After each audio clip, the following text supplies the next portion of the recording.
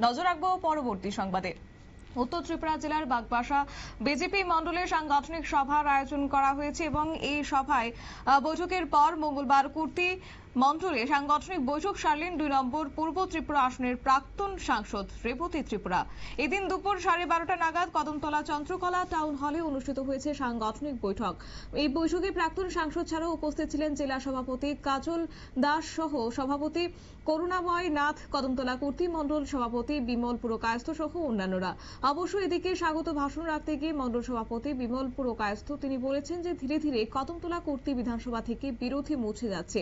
কিছুদিনের ভেতর এই বিধানসভায় 2টি বিরোধী গ্রাম পঞ্চায়েত বিজেপি দলের অনুকূলে আসছে। তাছাড়া আগামী দিনে আরো বিরোধী পঞ্চায়েত বিজেপি দখল করে নেবে। অপরদিকে প্রাক্তন সাংসদ রেবতী ত্রিপুরা এক সাক্ষাৎকারে তিনিও বলেছেন যে বর্তমানে তিনি রাজ্য কমিটির কোর কমিটির সদস্য হিসেবে বিভিন্ন মণ্ডলে সাংগঠনিক বৈঠক করছেন এবং মূলত দলকে মজবুত করতে ও শক্তিশালী করতে এই সাংগঠনিক বৈঠকের আয়োজন।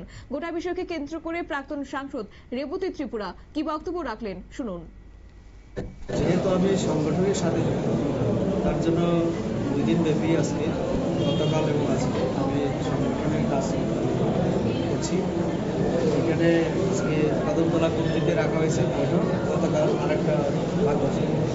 তো আমাদের নাড্ডাজি সাম্প্রতিক যে ত্রিপুরা সফর করেছিলেন সেখানে কয়েকটা নির্দেশ তিনি দিয়েছেন।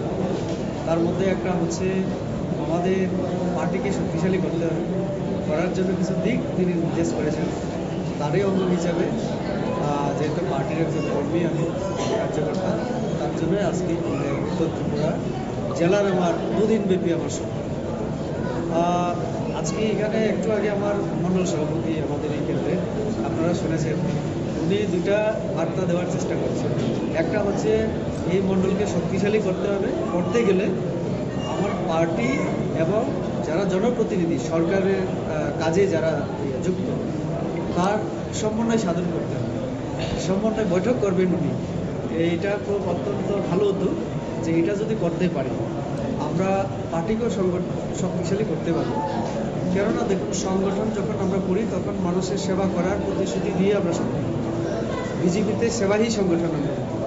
তো এখন যারা জনপ্রতিনিধি হয়েছেন আমাদের পার্টির তরফ থেকে, কেউ পঞ্চায়েতে, সমিতিতে, তারপরে জেলা পরিষদ, তো তারা যে কাজকর্ম করবে রাস্তাঘাট, পানি, জল, বিদ্যুৎ, সাধারণ মানুষের সুখ দুঃখে, এইগুলি যদি আরও বেশি করে আমরা পার্টির সঙ্গে বসে সমস্যাগুলিকে আমরা চিহ্নিত করতে পারি, তার সমাধানের আমরা চেষ্টা করি, সমন্বয় বৈঠক জানাই।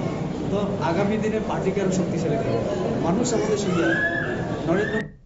আপনারা শুনলেন রেবতী ত্রিপুরার বক্তব্য। অবশ্য তিনি এও বলেছেন যে 2023 সালে যেহেতু বিধানসভা নির্বাচনে অল্প ভোটে হেরে যাওয়া কদমতলা কুর্তি বিধানসভার বর্তমান পরিস্থিতি অবশ্য অনেকটাই ভালো। তাছাড়া বিধানসভায় প্রায় 22,000 সংখ্যালঘু ভোটার রয়েছে এবং সেদিকেও নজর রয়েছে প্রদেশ নেতৃত্বদের। পাশাপাশি এদিনের এই বৈঠকে কদমতলা কুর্তি মন্ডলের উদ্যোগে চুরাইবাড়ি এলাকার সেই সংবর্ধনা ক্রিকেটারদেরকেও সংবর্ধনা জ্ঞাপন করা হয়েছে বলেও জানানো হয়েছে। এই রয়েছে ছোট্ট একটি বিজ্ঞাপন বিরতির সঙ্গে থাকুন।